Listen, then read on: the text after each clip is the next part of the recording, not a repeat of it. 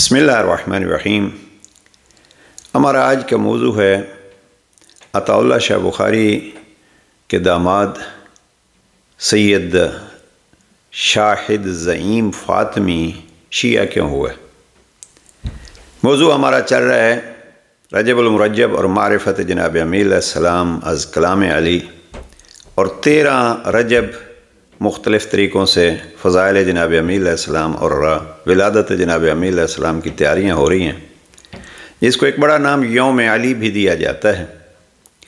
تو آج کا موضوع اسی لیے پیش کیا جا رہا ہے کہ افسوس یہ ہے کہ کچھ ایسے افراد بھی گزرے ہیں اور ہیں کہ جب جناب امیر علیہ السلام کے فضائل کا مہینہ آتا ہے یا ایام آتے ہیں تو ان کو دوسرے لوگوں کے فضائل، بالخصوص بنو امیہ کے فضائل یاد آتے ہیں، اور یہی ہوا سید عطا اللہ شاہ بخاری کے۔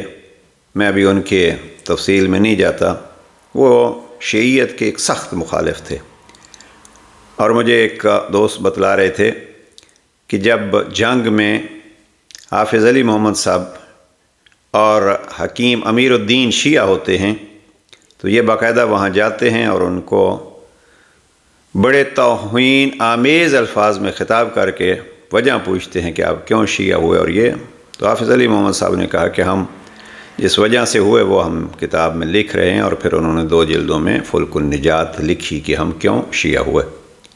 بہرحال ہمارا درد یہ ہے، آئیے عزیزان، علی کی ذات کو بھی اختلافی نہ بنائیے، بلکہ یوم علی نہیں مانیے، جس کو نہیں ماننا کہ 13 رجب کو علی کعبہ میں پیدا تو ہوئے، کعبہ میں نہ مانیے، اور وہ جو رشتہ پیغمبر اکرم کا اور جناب امیر المومنین کا ہے، خود جناب امیر علیہ السلام نہج البلاغہ میں فرماتے ہیں کہ میری اور پیغمبر اکرم کی نسبت یوں ہے جیسے شاخ کی شاخ سے ہوتی ہے اور کلائی کی بازو سے ہوتی ہے۔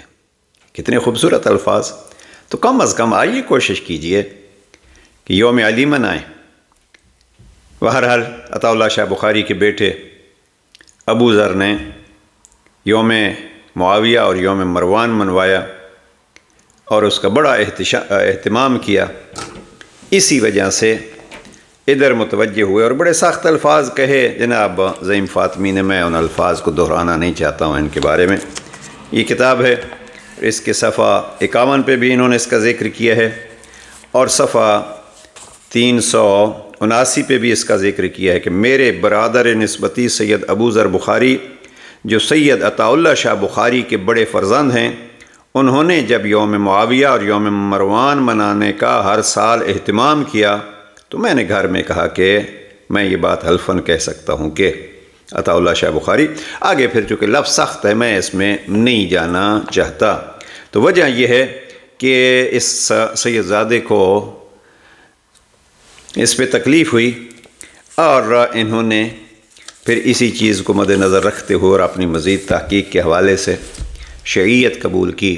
اس پہ ایک ہماری تفصیلی ویڈیو موجود ہے کہ ایک جلوس عزا کو دیکھ کے پھر ان کا دل تڑپا اور پھر آخر میں شیعہ ہوئے، اور انہوں نے یہ کتابیں لکھی۔ ان کتابوں کا تعارف ہم کسی اور ویڈیو میں کرا چکے ہیں، پردہ اٹھتا ہے، اور یہ ان کی کتاب ہے مولا امیر المومنین کے سیاسی حریف۔ البتہ ایک کتاب ان کی ابھی تک مجھے نہیں ملی، وہ کتاب ہے بولتی تصویریں، یہ کسی صاحب کی کتاب کے جواب میں۔ تو عزیزان، جو چیز عرض کرنا چاہتا ہوں، جناب امیر علیہ السلام کی عظمت پیغمبر اکرم نے بیان کی ہے، قرآن نے بیان کی ہے، لہذا کسی کو جناب امیر المومنین کے مقابلے میں لانے کے بجائے آئیے چوتھا خلیفہ ہی سمجھ کے رجب میں ان کے یوم بھی منایا کیجئے، اور یہ شرافت کا تقاضا یہی ہے۔ اور اگر چھپائیں گے، یہاں سے میں بات جو عرض کرنا چاہتا ہوں، چھپائیں گے تو یہ پھر روشنی چھپانے سے چھپ نہیں سکتی۔ شام میں بھی تو اس وقت بھی یہی کوشش کی جا رہی تھی، اور کئی سال ممبروں سے بھی اور جمعے کے خطبوں میں جناب امیر علیہ السلام کو برا بھلا کہا گیا۔ علی مٹ نہیں سکے، اس لیے کہ اللہ کا وعدہ ہے، اور اللہ کا وعدہ دیر ہو سکتی ہے، اندھیر نہیں ہو سکتا۔ آج بھی بعض اوقات افراد شام کے حالات کو دیکھ کے اپنے مایوس ہوتے ہیں، اور بعض لوگ جو ہیں وہ خوش ہوتے ہیں کہ جی کیا ہوا، اور ہوا وہی کچھ جو جناب زینب کبریٰ کو انہی مسجدوں میں اور انہی درباروں میں بلایا گیا تھا، اور یزید نے اپنی فتح کا اعلان کیا تھا۔ آج وہی زینب کبریٰ کے ماننے والے دنیا کے کونے کونے میں موجود ہیں، اور الحمدللہ وہ ذکر باقی ہے اور وہ پیغام باقی ہے۔ جناب سید سجاد جب شام میں داخل ہو رہے تھے تو ابراہیم ابن طلحہ نے پوچھا تھا، سید سجاد کون جیتا اور کون ہارا؟ جناب سید سجاد نے فرمایا تھا، مجھ سے نہ پوچھ، جب مؤذن اذان کہے اقامہ کہے تو اس سے پوچھ لینا۔ یعنی ہمارا مشن یہ تھا کہ محمد الرسول اللہ کی صدا اور توحید کی صدا باقی رہے۔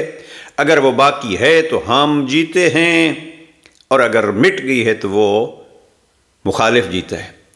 تو یہ اتنا بڑھا چڑھا کے نہ پیش کیا کیجئے۔ جناب امیر المومنین کی یوم منائی، اور اپنے جوانوں سے، محبان اہل بیت شیعہ سنی جوانوں سے یہ گزارش ہے۔ ایک تو یہ ہماری جو کوشش ہے اور ہمارا جو موضوع ہے وہ یہ ہے کہ کلام جناب امیر علیہ السلام کو عام کیجئے، اور اس میں جناب امیر علیہ السلام نے جو اپنے فضائل آپ بیان کیے ہیں ان کو بیان کیجئے۔ ایک جگہ پہ جناب امیر علیہ السلام نہج البلاغہ میں اپنے فضائل کے بارے میں فرماتے ہیں کہ فَأَنزِلُوهُمْ بِأَحْسَنِ مَنَازِلِ الْقُرْآنِ، اہل بیت کو وہی بہترین مقام دو جو قرآن کا بہترین مقام ہے، یا اہل بیت کو وہی بہترین مقام دو جو قرآن ان کو بہترین مقام دیتا ہے۔ لہٰذا رجب میں معرفت علی کے لیے، اور میں جو عرض کر رہا ہوں اور بار بار کوشش بھی کر رہے ہیں کہ جوانان عزیز، محبان اہل بیت، خود اس کتاب کو نہج البلاغہ کو، جس میں جناب امیر علیہ السلام کے فرامین ہیں، اس کو پڑھیے اور پھر دوسروں کو ہدیہ پیش کیجیے۔ اب یہ محبت کا ایک اظہار بھی ہوگا، اور ہدیہ محبت بڑھاتا ہے۔ گزشتہ شب ایک سینئر ساتھی کے ساتھ گفتگو ہو رہی تھی، اگر کوئی جناب امیر علیہ السلام کا پہلا خطبہ نہج البلاغہ دقت سے پڑھ لے تو اس کو معلوم ہو جائے گا کہ علی اللہ کا تعارف کیسے کراتے ہیں، تو یہاں سے توحید ملے گی۔ اس لیے کہ نبی فرما گئے ہیں کہ انا مدینۃ العلم وعلی بابھا، علم توحید معرفت پروردگار ایک علم ہے، اور اس علم کا بہترین ذریعہ بعد از کتاب خدا، بعد از قرآن، نہج البلاغہ ہے۔ تو رجب میں کوشش یہ کیجئے کہ ہمارے یہ کلام علی کو عام کرنے کا سلسلہ ہو، یوم علی منا جائیں۔ رہ گیا بنو امیہ کا، میں ابھی نہیں جانا چاہتا۔ نہج البلاغہ میں جناب امیر علیہ السلام نے بنو امیہ کے لیے کیا کچھ کہا ہے۔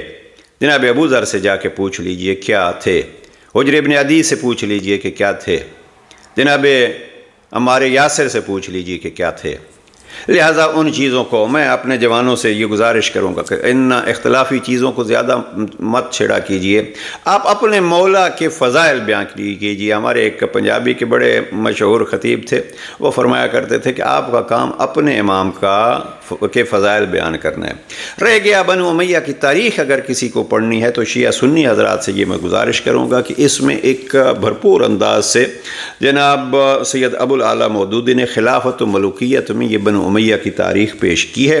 اور یہ ایک اور کتاب بھی جو پرانی کتابوں میں ہے، امامت و سیاست، یہ سید مودودی سے بھی پہلے کی کتاب ہے، سید رئیس احمد ندوی جعفری ان کی کتاب ہے، اس میں بھی انہوں نے خوب لکھا۔